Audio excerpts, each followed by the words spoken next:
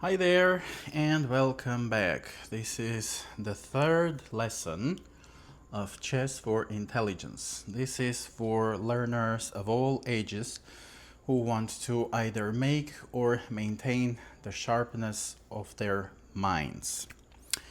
We are learning to play chess and we are doing it not just for the pleasure of the game itself, but as a gateway to logical thinking, to understanding cause and effect, and to learn to build traps and make some tricks against the adversary within the game. And some of it could be projected and transmuted into other aspects of our lives. Okay. Now, today we'll look at our bishops first. So, bishops, like when you think of a bishop, you need to visualize a little X like this, okay? A little cross, but of this type. Because bishops can only move that way. They can draw that type of cross. One bishop is always on the brighter square, this one here for the whites, and this one here for the blacks, okay? I hope you can see it more or less, yeah. And the other bishop is always on the darker square. This one here, for instance, see, it's a dark square. And this other bishop here, it's on a darker square here, okay? So let's take the one on the white square. So when you just start the game, you cannot do much with your bishop. And bishops have a lot of power. Just like historically, churches and priests were quite powerful, right? So the bishop can draw its X on the field. It can make one step or two steps or three or four or five. So the bishop can go as many steps as it wants to, or as you, the player, want it to. So starting from the beginning of the game, I can have my bishop here, for instance, or here. I could even have him here, but it's not a good idea because this pawn here, the pawn, you visualize the V, yes? So straight line for walking and V for eating. So my pawn could easily take this bishop here. So that's why it's not a good idea to have the bishop right in front of the pawn, like diagonally, okay? However, if my pawn is here and I move the bishop here, now this pawn is not threatening the bishop, because it's just they are in front of each other, so neither can harm the other one, okay? And when the bishop is here, so from this square, the bishop, again, he always draws this type of square, so it can go back. It can go back this way, one or two or three squares. It can come here, here. The only thing is that the square where the bishop wants to go to, it should be open. So if you have a figure like this one here, the bishop cannot stand here because this figure is blocking its pathway. But bishops eat the way they walk. So the bishop could take this pawn here, okay? Yeah, the pawns are the only figures that eat a little differently, yeah? And on the first video, I gave you a little imaginary trick or a hack to visualize something interesting, which will help you or might help you to remember why pawns eat diagonally, not directly. So these are our bishops. At the beginning of the game, people often move either the pawn standing right in front of the king or the pawn standing right in front of the queen. I don't know if I need to experiment a bit just to... Let's see if this might be a better idea. Yes. So why do we do that? When you move the pawn in front of the king, you open the way for this bishop here. So now, right now, the bishop cannot move because this and that pawn, both of them, they block the way. So when you move the pawn 1 or 2 squares forward, later you can already move and engage your bishop, which is a pretty powerful player. And suppose I do the same.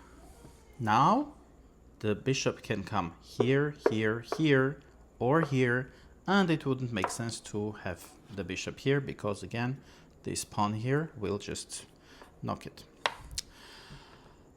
But having the bishop here, for instance, here or here, makes more sense. Here, when you have the bishop here on the 4th line, so 1, 2, 3, 4, yes? Look at the lines like that. So if you have your bishop on the 4th line, 1, 2, 3, 4, you already control this line here. And this is the objective of the game. When you just start, you want to control this middle area and create threats to the adversary as much as you can. It wouldn't be a good idea to have the bishop here, because one small movement like this way or this way, it creates an extra threat for the bishop. And then what will happen if I don't move this bishop from here? Let's say I do like something like this. This pawn will just take the bishop, and the white player will have lost a bishop, which is a precious figure. One bishop is the equivalent of, or the value of one bishop is 3 pawns. So it's higher in rank. Okay. And so if this is the situation that we have, I would have to save my bishop. If I move the bishop here, the other player, or if you had to move the bishop, yes, there, the other player could have done the same. So, of course, the bishop can take this pawn here, but this pawn is defended from with the other one. So, hop. And again, this is a bad exchange for the white player, because the white side lost one bishop, the black player lost only one pawn. So 2 more pawns, if we just look at the value of the figures, plus 2 to the black player who has the white bishop, and minus 2 pawns to the white player. And that's bad. That's bad trade, bad exchange. So in this case, again, a smart player would have retreated like this, and this way you're just losing already, because the black side has this parallel, no, it's not the diagonal structure with the pawns, and they support one another actually. So the strength of the pawns is in their ability to support one another, like with the letter V. So, and here now these 2 figures control more areas with their presence, and the whites was just retreating for 2 consecutive moves. So the blacks already have some advantage. That's why it's not a good idea to have your bishop here at the onset, starting from the beginning. The 4th line, 1, 2, 3, 4, is a better choice, okay? I could have done this, but now this pawn is alone. It's not supported by anyone. It is threatening the bishop, but the bishop will just take it, and that's it. And this would be good for the whites, and the black player will just lose one figure, one pawn. So let's just play a little bit. So the whites does this, I do that, and then the whites come here, and I could have done the same. Mirroring is okay as long as you understand what you're doing, or as long as you think the other player is a smart player. So, but still, you always need to judge for yourself, and you need to understand why you're doing your particular move. So we have this black bishop here because the white bishop controls this line, and we respectively control that other line, and we can create some dangerous situation for the other player with our bishops, and then later when we engage our figures, other figures that I will cover next time. But let's play a little more. So these two are not well defended because they are isolated. So often what other players will do, but not always, like this pawn here, it creates the chain. 1, 2, 3. They help each other, okay? And again, the black player could do the same. Again, 1, 2, 3, they support each other. And when you move this other pawn, again, you open the way for the other bishop. But it wouldn't be a good idea to have the bishop here, because hop, or one move and you have to retreat. And it wouldn't be wise to have the bishop here on the fourth line, because here we have a pawn, and the pawn is defended, is backed by another pawn. So this wouldn't be a smart strategy, a smart move. But it would be smart to have the way open for your bishops early on in the game.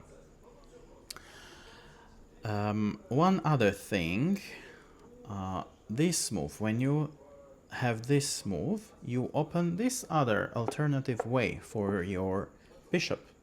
And you can have your bishop here, and from here you'll control this line. And respectively, like this, again, this bishop controls that line. Be aware, like right now, this bishop cannot retreat because the two pawns are just cutting its way from both sides. And the black player has a similar situation. Yeah, this bishop cannot move back.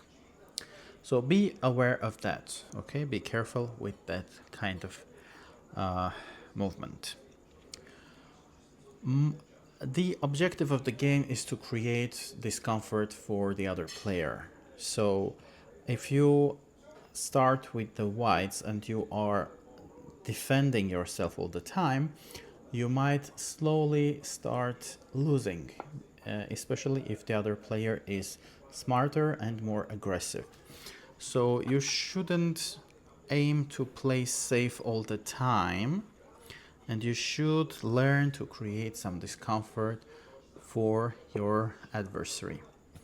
Next time we'll cover the knights, how they move, what they can do, okay?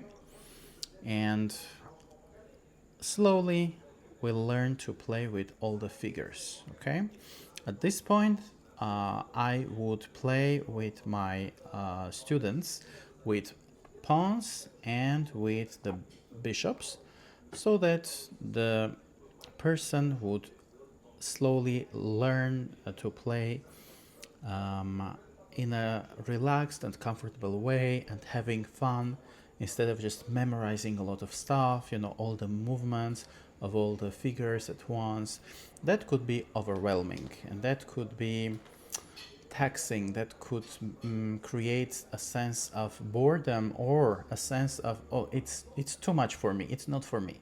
I'm too dumb, or this is too smart for me. So the teaching method matters, because if you create that discomfort in the player, and the player mentally concludes that he's too dumb for this game, or the game is too smart for him, or it's too much to learn, then you will have lost